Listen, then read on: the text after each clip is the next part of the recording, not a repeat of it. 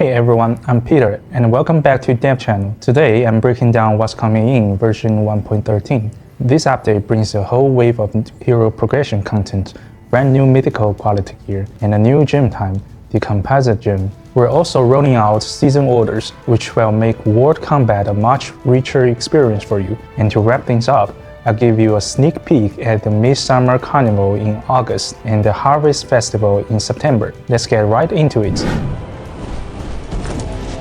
First up, the biggest gear progression update in version 1.13, Mythical gear and Composite gems. The brand new Mythical quality gear builds on top of your existing legendary gear progression, granting extra attribute buffs to push your equipped heroes even further. As you develop your Mythical gear, you'll also unlock a special gem slot reserved exclusively for the new Composite gem. This feature will roll out first on Era 1 through Era 92.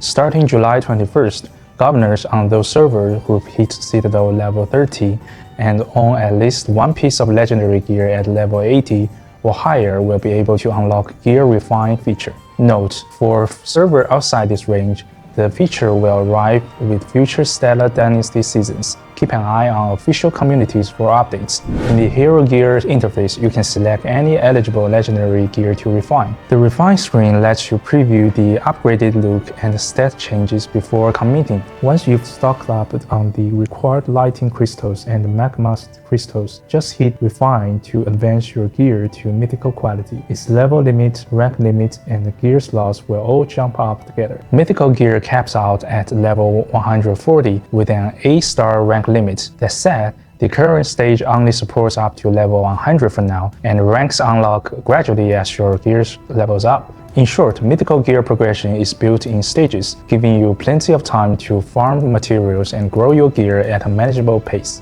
Once you refine your first piece of Mythical gear, gem smelting opens up. Gem smelting is a core part of Mythical gear system. Once your Mythical gear hits level 100, it unlocks a dedicated Composite gem slot made specifically for the new Composite gems. And gem smelting is your main way of actually getting your hands on those Composite gems. Each gem smelting costs 2 strategy, hero, or tactics gems of the same quality, plus a matching amount of smelting points. Before smelting, tap details to preview the possible Composite gem outcomes. Then pick the target quality you're aiming for.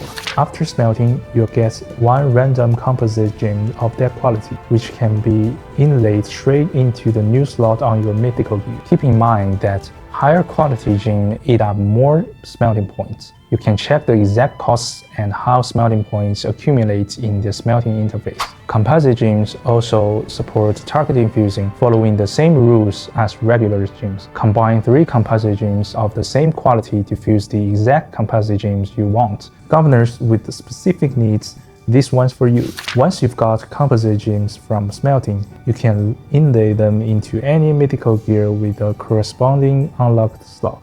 Different gems comes with different attribute bonuses tailored to different unit types and combat situations. Last but not least, let's talk about ranking up Mythical gear. In the gear progression interface, you can spend lightning crystals, magma crystals, and the brand new Crimson Meteorite to raise your Mythical gear's rank. Once the new season kicks off, Crimson Meteorite will be added to the Stellar Dynasty season store for you to exchange. For the full breakdown of Mythical gear's upcoming level limit and rank limit unlock schedule, along with more detailed rules and bonus previews, head over to the Mythical gear system announcement post in the official community. Everything's laid out there. Now that we've covered the big hero system updates, let's move on to how this version shakes up battle strategy. The brand new order system is set to launch alongside the Stellar Dynasty R2 season and will update on a seasonal basis. Keep an eye on the official community for the exact release date. The order system is built to add more strategy and interactivity to world map battles, giving players of every skill level a chance to shine. Once Stellar Dynasty moves into its next season, you will be able to access the order feature in the season interface. where every order available that season is listed, along with options to unlock and upgrade them. Orders come in two flavors, battle orders and support orders. Each one needs its corresponding edict item to unlock. Once unlocked, orders can be learned in the troop interface. Every troop can only carry one order, and every order can only be learned by one troop. Once learned, an order turns into a standalone active skill. You either trigger it manually in combat or let it fire automatically through the auto battle feature. Different orders trigger differently, and each needs its own settings tweaked. Note that you can't adjust orders for troops that are already out on the march. Unlocked orders can be further upgraded by consuming Queen's medals to gain enhanced skill effect. All edicts and Queen's medals required to develop and unlock orders can be obtained by completing Stellar Dynasty season quests. One key thing to keep in mind: orders are tied to the Stellar Dynasty season and reset with every new cycle. That means every time a new season begins, you'll be building your order back up from scratch, and some skills will get swapped out as seasons change, keeping things fresh each time around. And if you miss the early rush to build up your orders, no worries. As the stages progress, more order items become available to help you catch up fast. Everyone gets their shot at strategy combat.